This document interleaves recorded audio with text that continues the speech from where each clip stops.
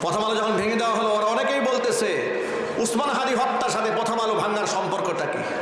প্রথম আলো পত্রিকাগুলায় আওয়ামী লীগকে বাংলাদেশকে পুনর্বাসন করার জন্য সুকৌশলে কাজ করে যাচ্ছে। কথা ঠিক নেবে ঠিক যাবে। যে আওয়ামী লীগ উসমান হাদিকে খুন করলো, সে খুনিদেরকে যারা বাংলাদেশে পুনর্বাসন করতে চায় সুশীল রূপে, তারাও খুনি। এই দেশে যদি মানুষ মারা যায় নিরাপরাধ, এদের ঘুম ভাঙে না। কোনো বোরকা পরা মহিলা লাঞ্ছিত হয়, অপমানিত হয়, এদের ঘুম ভাঙে না। বোরকা পরা মহিলা যদি পুরস্কৃত হয়, তার ধন্যবাদ দিতেও সময় পায় না। কিন্তু হাফ প্যান্ট পরা মহিলার বিরুদ্ধে কেউ কথা বললে কোমরে গামছা বেঁধে নামে। ঠিক না বেঠিক জুড়ে বলেন? এই যে তথাকথিত নাগরিক পার্টি, দেখেন উসমান হাদি গুলিবিদ্ধ হলো, এ নিয়ে ওদের কোনো আওয়াজ নাই, প্রতিবাদ নাই, মানববন্ধন নাই, মিছিল নাই। আর প্রথম আলো পত্রিকা অফিসে হামলা করা হয়েছে। মায়া কান্না কাকে বলে? আরে রাষ্ট্রের সম্পদ শেষ হয়ে গেল। এখন এদের কাছে এই বিল্ডিং এর মূল্য আছে, কিন্তু উসমান হাদির মতো ব্যক্তিদের দাম নাই। যে সমস্ত ব্যক্তিদের কাছে বিল্ডিং এর মূল্য থাকে, এদের চরিত্র আপনাদেরকে স্মরণ করায় দেই। ওদের মধ্যে কিছু বুদ্ধিজীবী বলছেন যে বিল্ডিং এর কি অপরাধ, বিল্ডিং কি দোষ করলো, প্রথম আলো কি দোষ করেছে? আমি আল্লাহর নামের কসম করে বলি, এই প্রথম আলো পত্রিকা গোটা বাংলাদেশে শত শত মানুষকে হত্যার যোগ্য করে তুলেছে। ঠিক কিনা বলেন? নামাজ কালাম পরে তাদেরকে জঙ্গি সাজিয়েছে। বাংলাদেশের একাধিক হক্কানে আলেমের বক্তব্য আছে প্রথম আলোর ব্যাপারে। তাদেরকে গ্রেফতার করে যখন রিমান্ডে নির্যাতন করা হয়েছে, তখন প্রথম আলোর সম্পাদক সেখানে গিয়ে বসে থাকতো। এমনকি বাংলাদেশের নাম করা কয়েকটা পত্রিকার সম্পাদক, তারা ভারতের পারপাস সাফ করতো বাংলাদেশে। এমনকি আমি আপনাদেরকে এই মুহূর্তে আমি পত্রিকার কাটিং দেখাতে পারবো, আমি মোবাইল সেভ করে রেখে দিয়েছি। প্রথম আলো পত্রিকা লিখেছে, আপনার সন্তান জঙ্গি হচ্ছে না তো? এটা হেডলাইন দিয়েছে। আলামত কি দিয়েছে জানেন? হঠাৎ করে সে ধর্মকে কঠোরভাবে পালন করে, আপনার কাছ থেকে বেশি অতিরিক্ত টাকা পয়সা চায় না, ধর্মকে খুব কঠোরভাবে পালন করে, কোরআন তেলাওয়াত করে, গান বাজনা শুনে না। এই আলামত যদি দেখেন, আপনি বুঝে নেবেন আপনার ছেলে জঙ্গি হওয়ার প্রথম ধাপে পা রেখেছে। এই যে ন্যারেটিভ, এই যে বয়ান তারা তৈরি করে, মানুষদেরকে হত্যার যোগ্য করে তোলে, তাহলে সেই সমস্ত পত্রিকা অফিস বাংলাদেশে থাকার কোনো অধিকার থাকে না। কথা ঠিক নেবেন? জোরে বলেন। জুলাই আগস্ট বিপ্লব সাধিত হওয়ার পরে নিজে দরিদ্র অসহায় বলে আফসোস করবেন না।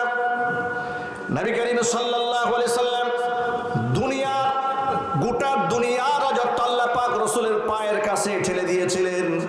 আল্লাহ নবী দারিদ্র জীবন যাপন করেছেন। এমনকি মহান আল্লাহ তাআলা দরিদ্রদের সাথে রাসূলকে থাকতে বলেছেন।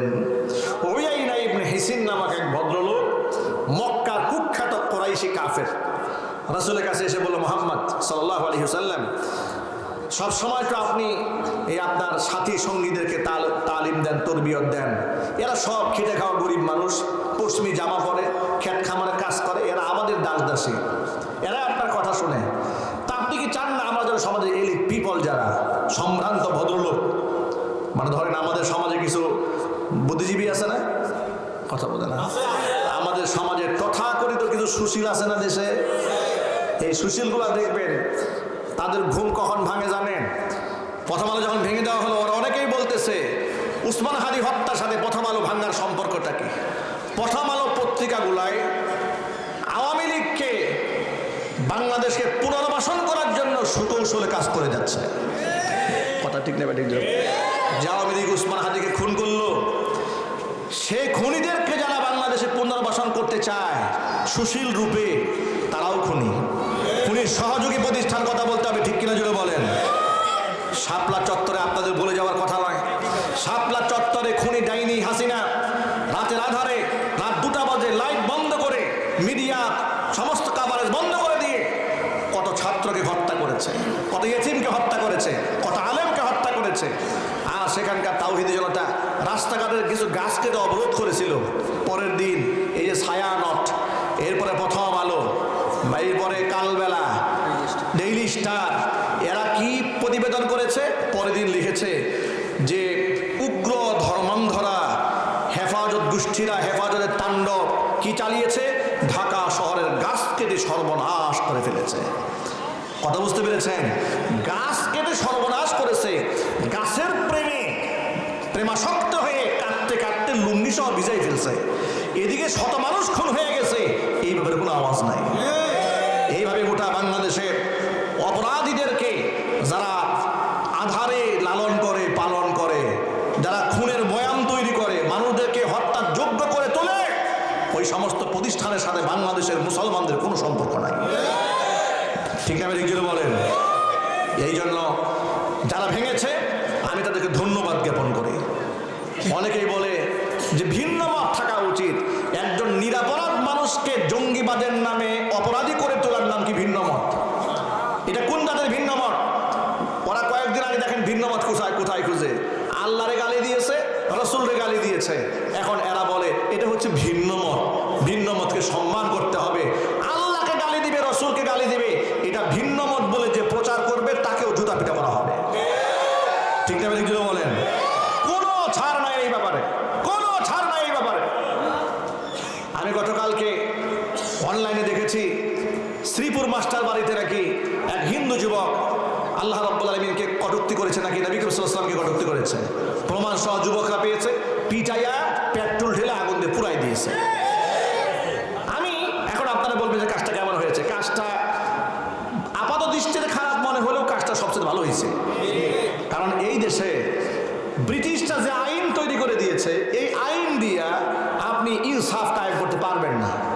এই জন্য সমস্ত ব্রিটিশ আইনকে ভেঙে দিয়ে কোরআনের আইন কায়েম করতে হবে। যদি খেলাফত আইন কায়েম না হয়, খেলাফত প্রতিষ্ঠিত না হয়, আপনি এই বয়ান দিয়া এই রাষ্ট্রটাকে আপনি ঠিক করতে পারবেন না। এখনো পর্যন্ত জেলখানায় অসংখ্য নিরাপরাধ আসামি আছে, যাদের কোনো গুনাহ নাই, তেমন হত্যার কোনো অপরাধ করে নাই, মার্ডার কেসে আসামি হয়ে বসে আছে। ঠিক না? যদি বলে আপনি এদের কাছে ইনসাফ কি করে প্রতিষ্ঠা করবেন? এই গণতন্ত্র দিয়া। গণতান্ত্রিক সিস্টেমটা হলো চোরের পক্ষেও আইনজীবী থাকবে, গণতান্ত্রিক সিস্টেমটা হলো খুনির পক্ষেও আইনজীবী থাকে, গণতান্ত্রিক সিস্টেমটা হচ্ছে একেবারে প্রকাশ্যে ধর্ষণ করেছে তার পক্ষেও আইনজীবী থাকে। এই যে হাদিকের যে লোকটা ফয়সাল খুন করলো, অস্ত্র মামলায় গ্রেফতার হয়েছে, তাকেও জামিন দিয়ে দিয়েছে। অস্ত্র মামলায় গ্রেফতার হলো, জামিন দেওয়া হলো, এই যে বিনিময়ে মানুষকে খুন করে চলে গেল। এই জন্য আপনাদেরকে বলি, এই তন্ত্র মন্ত্র দিয়ে আর ব্রিটিশদের আইন দিয়ে আপনি রাষ্ট্রে শান্তি আনতে পারবেন না। বুক ফুলাইয়া মাথা উঠাইয়া মুসলমানকে বলতে হবে সমস্ত তন্ত্র মন্ত্র ভুলে যান, কোরআন সুন্নাহর বাংলাদেশ করতে যান। কথা বলতে হবে, ঠিক কিনা বলেন? আল্লাহ পাক যেন আমাদেরকে মজবুত ভাবে এই কথাগুলো বাস্তবায়ন করার তৌফিক দান করেন। এই সকলে চিৎকার দিয়ে আল্লাহুম্মা আমিন। আমার যুবক ভাইরা, উয়াইনা ইবনে হিসিন